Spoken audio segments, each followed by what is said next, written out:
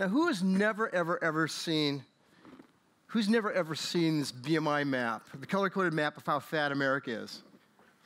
What they've done is they update this year after year, and you see they add new colors as America gets fatter and fatter and fatter.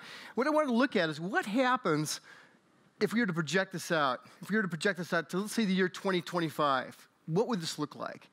Now, you're going to have to look very carefully here. This is quite a distance.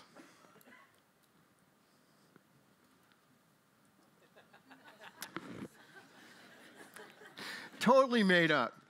But this is the issue that we're going to be talking about at this talk, is nutrition and what people eat. More of that than sustainability. Now, if we end up looking at our lab has the mission to discover transforming solutions to eating problems, okay? Now, it looks like this is a huge issue of getting the world to eat better, but really it's a handful of changes that need to be made. We need to focus on our homes, restaurants, grocery stores, schools, and where we work. And what I'm going to focus on today is just showing you what we're doing in schools to move things forward and to set things up so kids can mindlessly make a better choice without it costing a lot of money and without actually taking choice away from them. We call it the Smarter Lunchroom movement. And it started a number of years ago. I was with the government for 2 years, and I left the government, and I got 2 phone calls within about a month. And the first phone call was from the State Department of Health in New York. And the question was this. They said, how much do we need to subsidize fruit in our schools so kids buy 5% more fruit? Now, if you look at this is a policy-related question, right? It's like, well, I don't know what we do, but we either subsidize things or we tax things, because that's the only solution we know as a government. Well, let's take a look at what a school looks like. This is a school lunchroom in the United States. If you look at this, the fruit is in a nasty chafer bin underneath the sneeze shield in the darkest part of the fruit line. We said, don't change the price, because first of all, no kid knows how much he's paying for fruit, and second of all, it's not him who's paying for it, it's his parents or the government. We said, here's a solution. Just put the fruit in a nice fruit bowl and put it in a well-lit part of the line, okay? In the schools we did this test in, 5 schools did that. Sales didn't go up 5%, they went up 103%. And stayed there.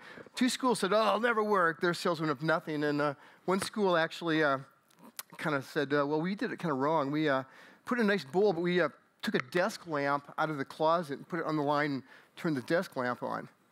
We said, well, how did it work? They go, well, fruit sales went up 187%. So now we say, put it in the line with the desk lamp next to it.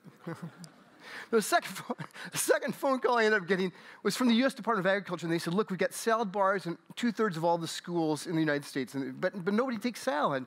What do we need to do? How much do we need to cut the price? Take a look at this. Here's how what a school would look like. Kids come in that upper right-hand corner of the door. There's an a la carte item, hot lunch items. There's 2 cash registers. Well, the salad bar is sitting over there. It looks more like a compost cart than it does a salad bar. And we said, no, don't change the price. Here, do this. Just move the location of the salad bar 10 feet over here and turn it around. What happens is kids who, for the last 3 years, have gotten their piece of pizza and walked to the cash register, now all of a sudden smack into the salad bar. Now, nothing happens for about 2 weeks. But after 2 weeks, we found salad bar sales went up 200 to 300% and stayed there. Now, this raises the issue. There are a lot of really small, easy changes that can be made that don't require any sort of laws, they don't require money, they don't require persuading somebody to really do very much. And these small changes can get kids to take more of the good stuff, less of the indulgent stuff, and increase overall percentage of people that actually show up at school. Now, we actually showed how this happens. This is an op-ed piece where we actually showed, look, people are 11% more likely to take the first thing they see than the third thing. So why not put the healthy stuff first? Okay, if you give something a name, you give something a silly name, like you call peas power peas in an elementary school, sales go up about 20% and they stay there. Now, let me show you how this looks, because we've developed a system to do this. It's in 20,000 US schools right now, and it's being spread around the world. But here's what it looks like. The masterminds behind the cafeteria redesign are Cornell University professors David Just and Brian Wansink. I wanted to know how they're going to basically trick teens into eating right. So what are we doing here? The first thing we're going to do is we're going to take a bunch of the milk, put it in front, so if a person's thirsty, at least they have the option of picking something up, and at least they have to reach over the white milk if they want to pick up a flavored sugared beverage. Step 2. They took the pizza, which was the first thing in the lunch line, and moved it towards the back. And the veggies and the healthy bean burrito moved right to the front. Step 3, they renamed the healthy food. We find that changing something as small as calling these mixed vegetables California blend or the Big Bed bean burritos increased sales by about 27%. Step 4, they moved the fruit from a plastic tub into a pretty fruit bowl. And finally, they took the cookies and put them just out of reach. They're going to have to ask one of the food service workers to help pick it up. We think that's just enough of a barrier to keep some percentage of kids from saying, whatever, I'll have an orange. The professors rolled up their sleeves, made their changes, and now it's lunchtime. Oh, there she's getting her tray. She grabbed a sandwich. She's getting an Arizona iced tea, I think. An orange juice. Ah, and she got the cookie. So, Samantha, this time you didn't get the cookie and you got a piece of fruit instead. Why'd you get the fruit this time? Why do you think? I don't know. This was an unbelievable success. Fruit increased by 102% simply by putting it in a nice bowl. The sweet drinks were also harder to get to, and Jane, Marcy, Richie, and Levante fell right into our trap. Last time they grabbed Gatorade, Snapple, and Arizona iced tea, but this time... Well, the water was just in front, so I just grabbed it. Sales of sugary drinks plunged by 17%, while purchases of easy-to-reach milk soared 46%. Whatever was easiest to reach, that was good enough for them, and that was enough to get them to change. Another hit, the Big Bad Bean Burrito, sold out for the first time ever.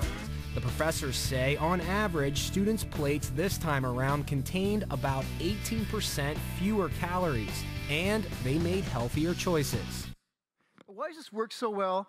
It works so well because of what the girl said. When she said, hey, why did you get the cookie last time you got an apple this time? She goes, I don't know. Making these small changes, whether they be in schools, whether they be in restaurants, whether they be in grocery stores, in our homes, is the way to make this happen. Now, we've come up with a self-assessment scorecard that's being spread throughout the United States. It's a 100-point scorecard that a food service director or a kid or a helicopter parent can go through, and it tells exactly what needs to be done to go from 30 points to 31 points. Now, for instance, very easily, here's a scorecard. If we look just at getting kids to take more milk, look, if a school has at least 1/3 of its milk is white, low-fat milk, it gets a point. If it's in 2 or more locations, it gets another point. If it's in front of the chocolate milk, it gets a 3rd point. Very easy changes to make that are unambiguous and that are motivating to schools. And I think we have our goal is to be in 70% of all U.S. schools and have all those schools get a 70 or higher by 2020. Well, from local to global, again, it's just a handful of changes we need to make in our home, favorite restaurants, grocery stores, where we work and where we go to school. And coming up with these simple, easy changes, scorecards, if you will, that are win-win solutions is what our lab's about and what we think the future of changing behavior is. Thank you.